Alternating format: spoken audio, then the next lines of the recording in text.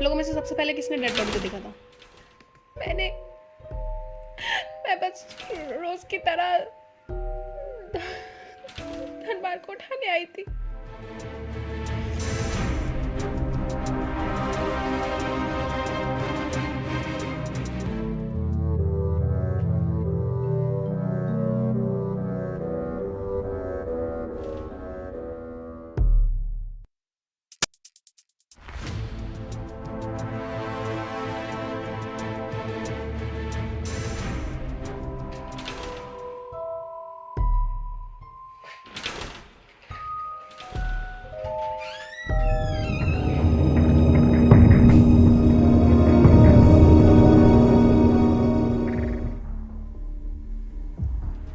So stupid murderer.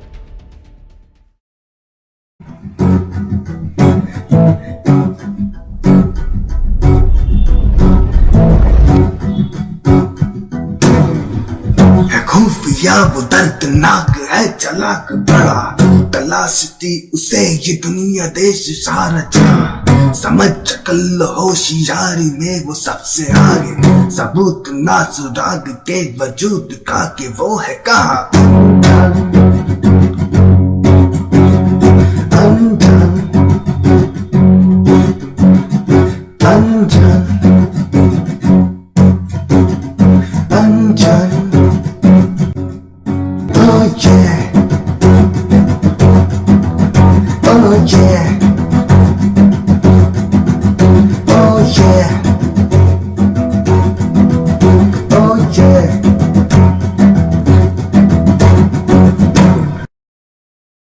हाँ ना, postmortem की रिपोर्ट आ गई है। और क्या आया रिपोर्ट्स में? रात 1 से 3 के बीच में उन्हें चाकू मारा गया है। एक ही चाकू मारने से काम हो गया।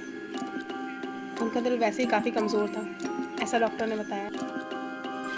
खैर, और उस चाकू का क्या हुआ जो हमें गार्डन से मिला था? मैंने बैलिस्टिक एक्सपर्ट से भी जांच करवाई थी।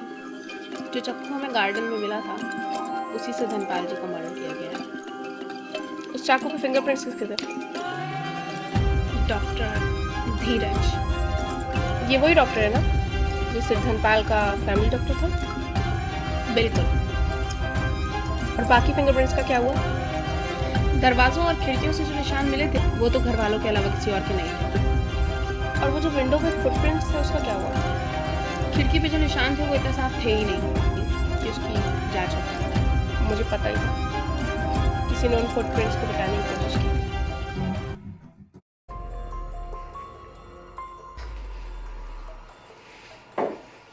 देखिए, मुझे पता है कि ये सही वक्त नहीं है, पर केस की इन्वेस्टिगेशन आगे बढ़ाने के लिए मुझे आपसे क्वेश्चंस पूछने पड़ेंगे। आप मुझे अपने और सेठ धनपाल के रिश्ते के बारे में कुछ बताइए जो हमें केस में मदद कर सके। छोटी सी। जी बिल्कुल। तो धनपाल जी काफ़ी जाने माने व्यक्ति थे।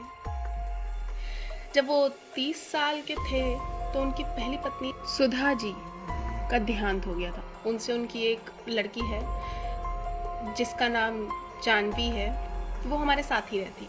तो उस इंसिडेंट के बाद ही सिर्फ धनपाल के बड़े भाई की भी एक कार एक्सीडेंट में डेथ हो। तो उनकी बेटी थी अनीशा भी हमारे साथ ही रहती है। तो मेरी और सेठ धनपाल की मुलाकात उनके वकील आशिक खान के यहाँ हुई थी। एक वक्त था जब मैं वकील पाशिक के ऑफिस में असिस्टेंट थी। सेठ धनपाल और मेरी मुलाकात वहीं हुई थी।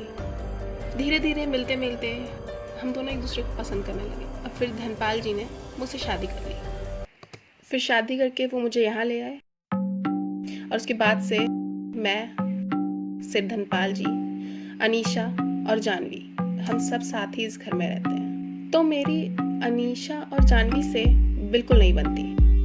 पिछले कुछ हफ्तों पहले जब हम मिले थे उसके ठीक कुछ दिन बाद ही सेठ धनपाल जी कोमा में चले गए थे। उनके बचने के कोई भी साइन नहीं दिख रहे थे, पर भगवान की कृपा से और मेरी थोड़ी सी मेहनत की वजह से वो ठीक हो गए और 1-2 दिन में ही वो पूरी तरह से ठीक हो गए थे। तो परसों रात को मैंने एक पार्टी रखी थी अपने टेरेस पर, और उस पार्टी के खत्म होने के बाद ही किसी ने उनकी हत्या कर दी। देखिए, आप शांत हो जाइए। जिस किसी ने भी किया है वो बहुत जल्द पकड़ा जाएगा। तो आप मुझे ये बताइए, पार्टी में कौन कौन था? उस पार्टी में मैं थी, सेठ धनपाल थे, उनके डॉक्टर धीरज थे, वकील पाशिक थे, अनीशा थी और जानवी थी।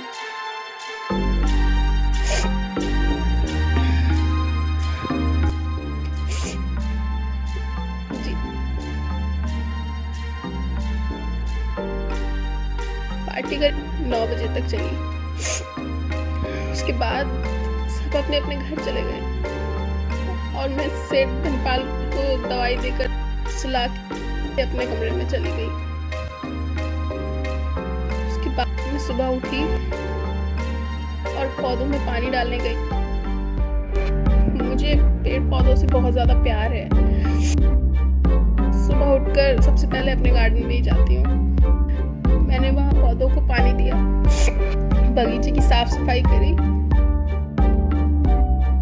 और उसके बाद मैं सीधे सेठ धनपाल जी को चाय देने के लिए गई। हाँ, रेडी है ब्रेकफास्ट? ठीक है, हम लोग आते हैं।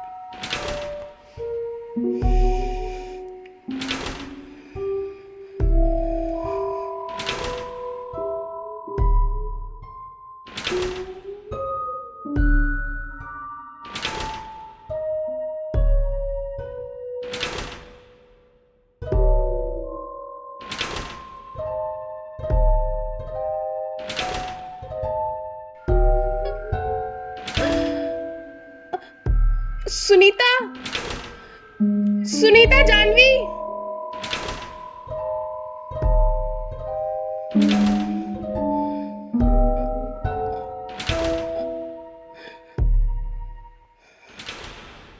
और उसके बाद क्या हुआ वो आप भी अच्छी तरह जानती हैं। ओके, तो आपकी उम्र में इतना फासला होने के बाद भी आप लोगों को कोई दिक्कत नहीं आई?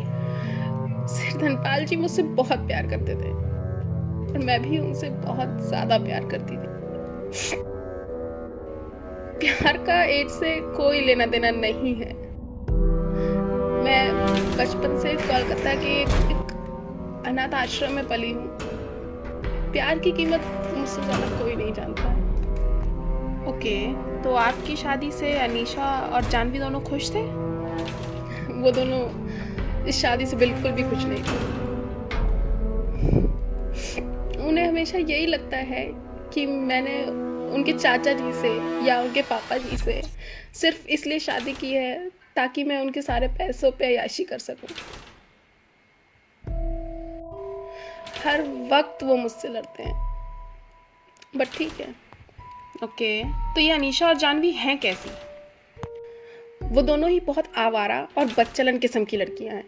होटल्स में जाना, बड़ी बड़ी पार्टीज अटेंड करना, वहाँ नशे में धुत पड़े रहना, रात को 4 बजे से पहले कभी घर नहीं आना, ये सब उनके शौक हैं। और सेठ धनपाल जी इनकी इन हरकतों से काफ़ी दुखी थे। उन्होंने तो कई बार उन्हें उनकी जायदाद से बेदखल करने की धमकी भी दी। धनपाल जी की कोई वसीयत भी थी। हाँ, मुझसे शादी करने के तुरंत बाद ही उन्होंने एक वसीयत बनाई थी जिसमें उन्होंने मुझे, अनीशा को और जानवी को, तीनों को बराबर बराबर जायदाद में बांटा। अनीशा जी, क्या धनपाल जी के मर्डर के पहले उन्होंने कोई दूसरी वसीयत बनाई थी? हो सकता है उन्होंने कोई चेंजेस किए। शायद उन्होंने सच में ही अनीशा और जानवी को अपनी जायदाद से बेदखल कर दिया हो। इसी वजह से गुस्से में आकर के इन लोगों ने उनका कत्ल कर दिया हो। दूसरी वसीयत का तो पता नहीं, मगर पहली वसीयत के बारे में सबको पता है। खैर, उसके बारे में तो मैं पता लगवा लूँगी। आप बस मुझे वकील पाशिक खान और डॉक्टर धीरज का नंबर दे दें। जी ठीक है, मैं अभी उन दोनों का नंबर निकाल के आपके असिस्टेंट को दे दूँगी। और मुझे अनीशा और जानवी से भी मिलना था, उनसे मैं कब मिल सकती हूँ? वो अभी मैं उन्हें भिजवा देती हूँ। अगर आपको उनसे अकेले बात करनी है तो मैं यहाँ से चली जाती हूँ। ठीक है।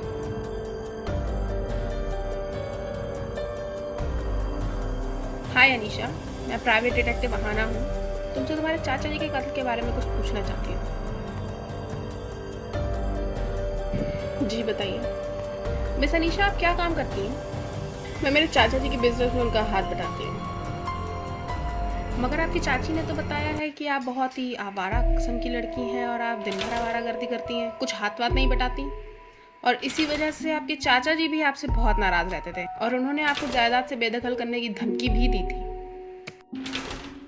मैं मानती हूँ कि मेरी हरकतों की वजह से मेरे चाचा हमेशा मुझसे नाराज रहते थे,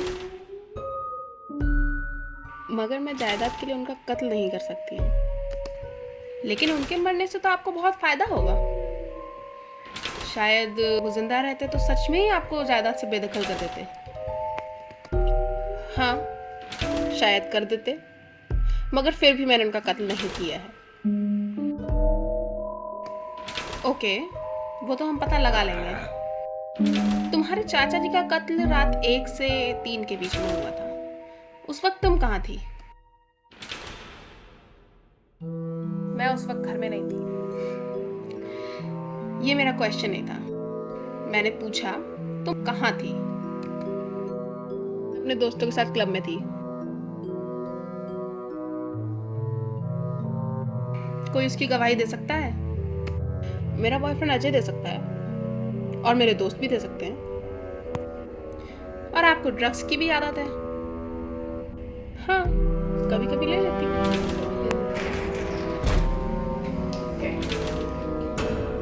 तो तुम्हारी चाची जी के बारे में तुम्हारे क्या ख्याल है? उस औरत ने मेरे चाचा को बर्बाद कर दिया और उसी ने मेरे चाचा को शराब की लत भी लगवाई थी। मैं उस औरत से कभी भी बात नहीं करती और ना ही उसकी शक्ल देखना चाहती हूँ। ठीक है, तुम जा सकती हो और जानवी को भेज देना। ओके।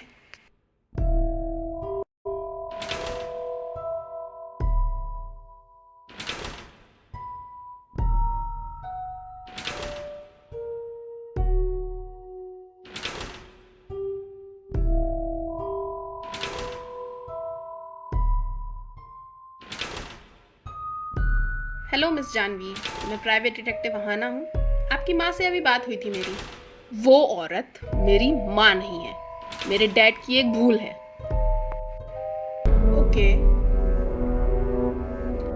ठीक है, तो मुझे तुमसे कुछ क्वेश्चंस पूछना है। Yes, continue.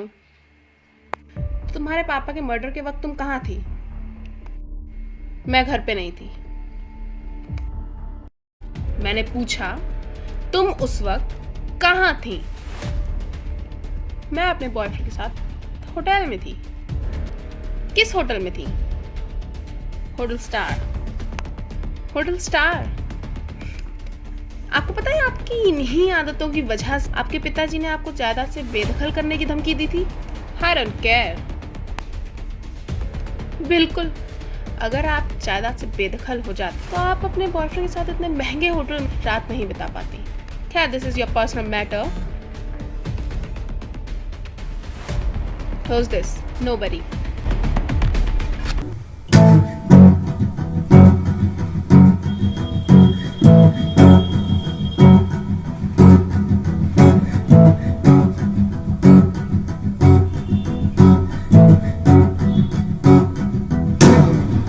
खामोशियों में जिसकी आहटें सुनाई ना दे, दिल हो तरा तो अब राहटें सुनाई ना दे। बचोगे जाके कैसे तुम अपने ऐसे घर में, तुझे भी आंखों से कभी वो दिखाई ना दे। अनजान अनजान, it's a mystery.